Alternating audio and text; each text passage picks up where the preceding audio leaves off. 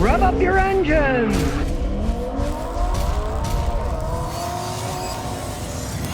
Adam Triplett says, Scotty, I bought a 2014 Jeep Wrangler 4-door unlimited sport with 60,000 miles. How do you feel about those? If you're going to buy a Jeep, that's the better Jeep to buy. The cheaper ones are just piles of junk. And that is a 2014.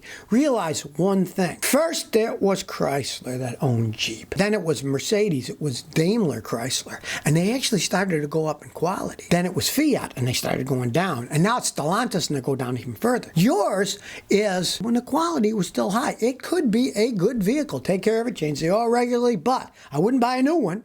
But yours is a 8-year-old one. So they were better made back then. I wouldn't buy a new one. Not since Stellantis took over. Kearney says, how long did the 2013 Chevy Malibus last with a 4-cylinder engine? Mine has 127,000 miles. Well, you must be a relatively conservative driver because many of them break by then. And they're very expensive to fix because of those fancy, low pollution, high horsepower 4-cylinder engines.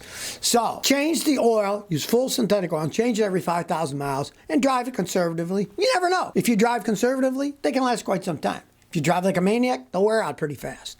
So, yours lasted that long. Do what I'm saying. Change the oil every 5,000 miles with pure synthetic oil and a synthetic oil filter, the expensive one, not the cheap one. And keep your fingers crossed, because it is a Chevy. But, hey, you got it. Take care of it. The Ford Shop Yard says, my 01 F-150 sucks down half a quart of oil after I change the oil and start it up. I top it again, and it doesn't ever get low again. What could be causing that? Obviously, it's not filling correctly, just filling it in. Then once you start it up, of course, it fills the oil filter up. So when you check it, it'll look lower. And then you add it, it doesn't lose any. You're not losing oil, it's not sucking in, it's just filling up the oil filter, which is empty when you put it on. I've seen people do that, like, well, I don't understand. Yeah, what you do is find out how much oil your car actually takes, right? You just figure out how much you put in total, and next time just put that same amount in. Don't worry about it.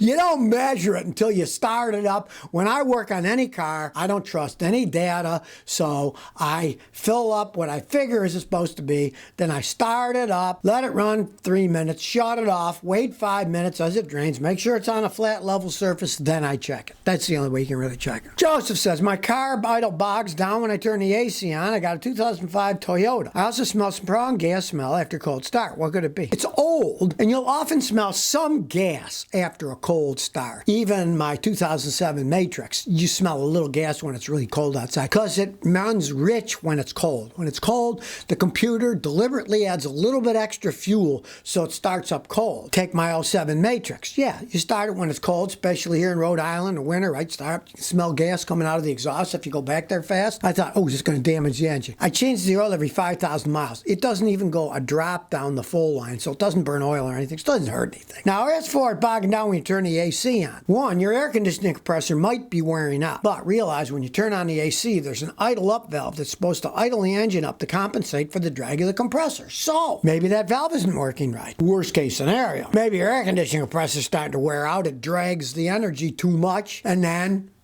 eventually it'll wear out and not blow cold air anymore. So, check all those possibilities. Miguel Serrano says, Scotty, how do I reset the airbag on a 2013 Nissan Rogue? It had an accident. All right, here's the thing. Those things are so complex. Theoretically, there is a series of procedures you can go through yourself to make it go off if the system has been repaired. I find half the time it never works. Go to a mechanic like me, if you can find an honest guy like me, if you're around here or in Tennessee. When I'm in Tennessee, I'm in Rhode Island now. We have fancy machines. You just plug them in and you reset the system. And while that's on, it also analyzes the system. So you might find out you were in an accident and they didn't fix it right. And now the sensor doesn't work. And even if you reset it, it would come right back on when you start the car because it knows there's a problem with the system. Our machines check it out first. You say, okay, the system's good. And then you reset it and the light won't come back on. Because if they didn't fix it right, you can push all those buttons. As soon as you start it, the light will come back on because the problem was not fixed. Omar says, what are your thoughts on a 2016 Chrysler 300C? All right. Well, the 300s are very fast vehicles. They have a tendency of blowing up engines and transmissions. I had a customer with that same vehicle in Houston.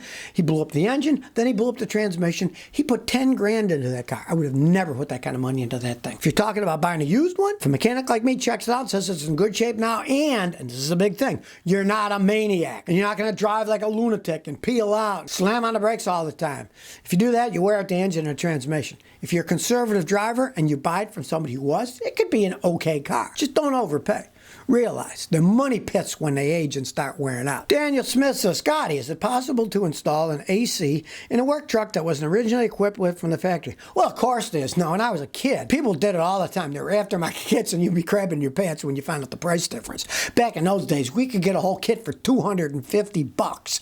Every part you needed. Today, it's probably $1,800 or $2,500. Everything's so more expensive these days. But of course, you can buy kits and install them. There's companies that do just that. You could go straight factory, which you're going to pay a lot more, or an aftermarket one that wouldn't be a perfect setup, but it would still blow cold air in your face. When we were kids, hey, these kits, they just put evaporator under the glove box. You had a little box under the glove box, and the cold air blew out there. Because in the 60s, hardly anybody had air conditioning in the United States, so people would often put add-on ones like that, and they didn't care. It blew cold, they were happy. Husker says, I got a 2013 Sentra. I changed the spark plugs, but it still idles rough. Could it be a bad engine coil? Could be lots of things. Now, rather than guessing, you're better to analyze. Now, if you buy a good scan tool, and you get scan tools that cost a couple $100 that can do this really good information, or pay a guy like me, but since most mechanics charge $150 an hour up, you might as well buy your own scan tool, yeah? And all you gotta do is plug it in and run. If it's misfiring, it'll tell you which one's misfiring. If it says cylinder number 3 is misfiring, then take the coil on number 3, put it on number 1, put 1 on 3. Then, if it says when you drive it, number 1 is misfiring, you know the coil is bad. Switch them around to test them. You don't even have to guess, oh, I'll buy a new one and see what it thinks. You don't have to. You can swap them around. Start that way. It's always best to do simple tests with a scan tool that has information like that. It's a 4-cylinder car, right? Machines that I have and the $200 one I was telling you about does the same thing. It's an X tool. It works phenomenal. Just plug in and it'll have cylinder misfire, 1, 2, 3, 4. And the one that's misfiring will say 285 times, 1,200, whatever. How many times it's misfiring? The other ones will say 0. Then you know that's the problem area. Namanji says, can a map sensor make starting bad in a car? I changed the automatic control valve. Sometimes it starts poorly. Well, of course, any sensor can. But 2 things. 1, if it's giving the wrong data, it'll give the wrong information to the computer. And 2, if it's physically shorting out, if the electronic parts inside are shorting out, it can make the computer system of the car go bonkers. I've had cars that the map sensor didn't work, the car wouldn't even start. Then when you plugged in a scan tool, it would say no communication because it shorted the whole system out. Then all I did was go to the map sensor and unplug it, right? I'd unplug the electrical connection. Then all of a sudden my computer started to communicate and I knew, well, the map sensor's bad and I replaced it. That fixed the whole problem. C. Lewis, do you think the cost of carbon fiber will ever drop enough for mass production in vehicles? No, I don't think it will. Now, there's all this faux carbon fiber. It looks like carbon fiber, but it's really plastic. The problem with carbon fiber, to do it correctly, is a very expensive process, and it's done relatively low volume production.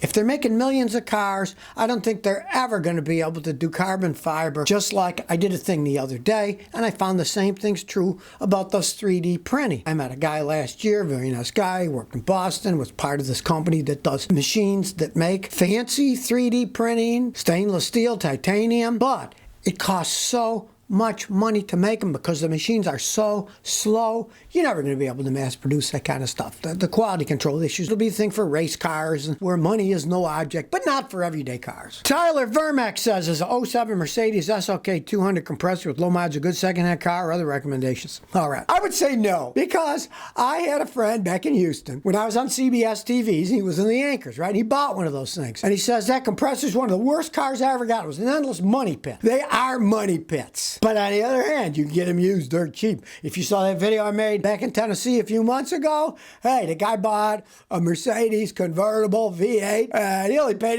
$1,800 for it, and he had fun driving it around. So you get them dirt cheap, you want a toy for a run around, but don't overpay.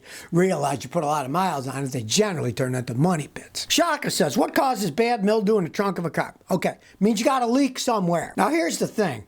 As they age, they're all going to leak a little bit. Or maybe you go out in the rain all the time when you put groceries in, water gets inside. Realize trunks are relatively sealed. When they build a car, they dip them in paint, right? But then the trunk and everything have holes, and the paint drips out. But then, after they're done, when they're finishing the car, they get these rubber plugs and they stick them on all the holes, so it's sealed. Now, a lot of guys, if you got an older car, maybe it leaks a little bit in the trunk, take all those rubber seals out and leave them out. Because then when water gets in, it'll drain out the bottom. That's the best thing to do. All my cars don't have the plugs in anymore, even my wife's Lexus, because it's getting older. Sometimes the sunroof leaks little stuff. It goes into the trunk, and then water sloshes around. Once I took those rubber plugs out, I took them out and left them out, it drains out, no more sloshing. Simple fix, cost you nothing. So if you never want to miss another one of my new car repair videos, remember to ring that bell.